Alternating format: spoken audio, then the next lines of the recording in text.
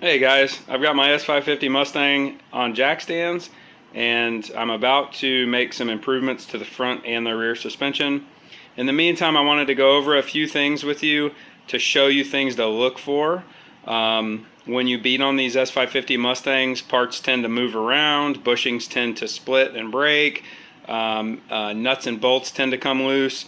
There's a lot of moving parts in the back with that IRS suspension. So I'm going to go ahead real quick and show you a few things that you should be checking on periodically.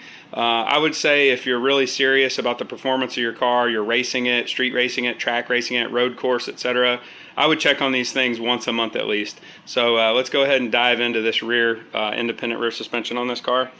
So on these cars, it's very notorious for these to come loose. If you'll notice, when I put these on, I paint marked it. Always paint mark these when you install them so you can do a quick check. Additionally, you want to check these bolts right here. They are notorious for loosening up as well.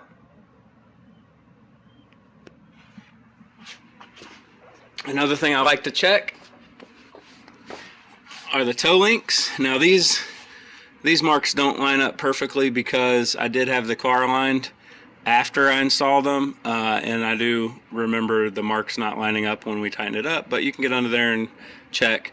There's also the half shaft inner stub bolts, and then of course you can get under right here and see those on the outer stubs.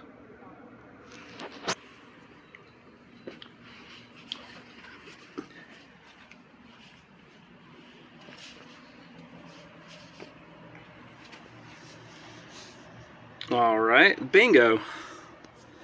That's an issue. So if you'll notice,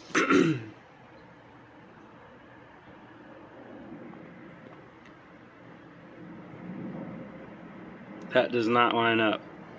When I put this on, I went here, up, and then marked the nut. That's to the left. So what this has done is this nut has backed off counterclockwise just a little bit. So historically what we've seen is that can lead to busting the hub bearings.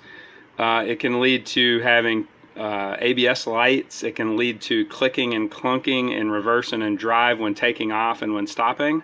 So that is definitely going to cause some issues. I just put those on not too long ago. I'm not 100% sure. I don't know if some tire shake caused that, or if it's because I usually use red Loctite on these.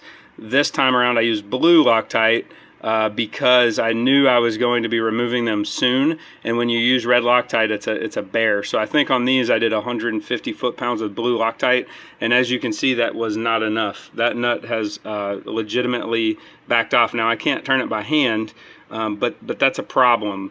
So this is why I'm making this video, to show you guys that this stuff does happen. It is good to check on this stuff, because if you catch this in time, then it leads to the ability to enjoy your car more often and not break so many parts and have the car down for repairs. On this side, we'll also check the outer stub, and as you can see, they're definitely marked. They're lined up. When I dig into the inside, or actually I'm removing this whole thing, I'll go ahead and check on those inner stub bolts just to make sure. If there's an issue, I'll tighten them up. Now let's go to something that many people have a problem with, but they're not aware of it. So on this car, I don't have any bushing upgrades. If I would have done like a diff insert, it may have saved me.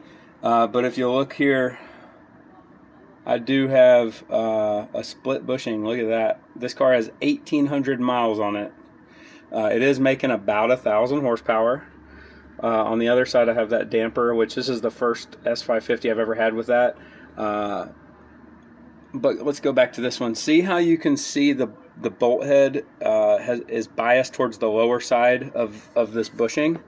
That means that this has slipped and it's lost its clamping force.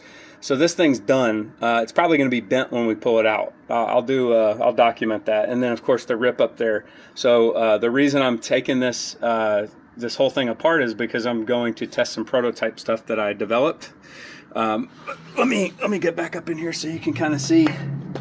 So you can see what I'm talking about.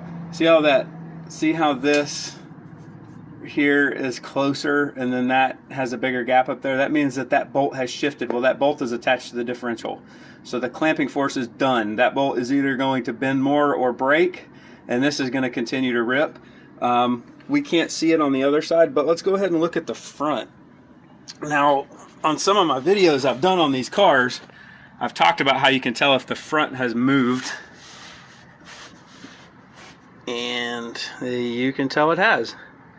So take a look at that. See that piece protruding right there? You can feel it. I can feel it. It'll cut your finger. And you can actually kind of see some witness marker in between there. So that shows that this has moved. So that is the differential mount there. It has moved in relationship to that bushing, so that clamping force is no longer any good. And also on this one you can see, look at how close that is, and then I bet if you were to go up here, of course there's a bigger gap. See the edge of this to the edge of that rust? So that has shifted as well.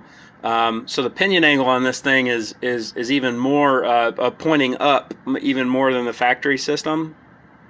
So again, that's why I'm taking this all apart, and I'm going to be testing some of my prototype parts. But these are things that are real. These happen. Everything that I've showed you thus far will lead to bent and broken components, driveline components, half shafts, ABS system parts, hubs, knuckles, etc. And then here's the other side real quick, so you can see that piece on that side as well is protruding pretty nicely. So that means when these are stock, that you can't feel that little piece right there, that little stub. That's for aligning the diff, the black diff right there, to the silver bushing. And those, when they are torqued from the factory, they're flush. Those pieces are not protruding, and when they are protruding, that means that the black piece has shifted upwards. So that happens with heavy abuse. So again, in the back, we've got the busted bushing, we've got the bolt that's sagging, we'll call it, and in the front we've got the diff housing is actually sitting up in relation to the bushing, so it's moved up and it has shifted up, where the back has actually shifted down. And that is the natural movement of the differential when it has load on it, is the front goes up and the back drops down. That's why that split is there. It's pulling on that split. So that's it. I just wanted to go over those things real quick. Those are some things to check on. You want to check on the axle retaining nuts. I'm going to actually go over it real quick.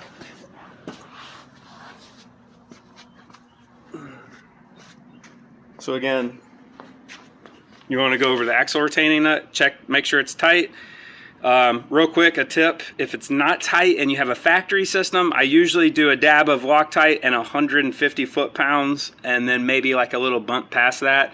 On these aftermarket ones, when I redo them here in a little bit, I'm actually going to do red Loctite and 200 foot-pounds.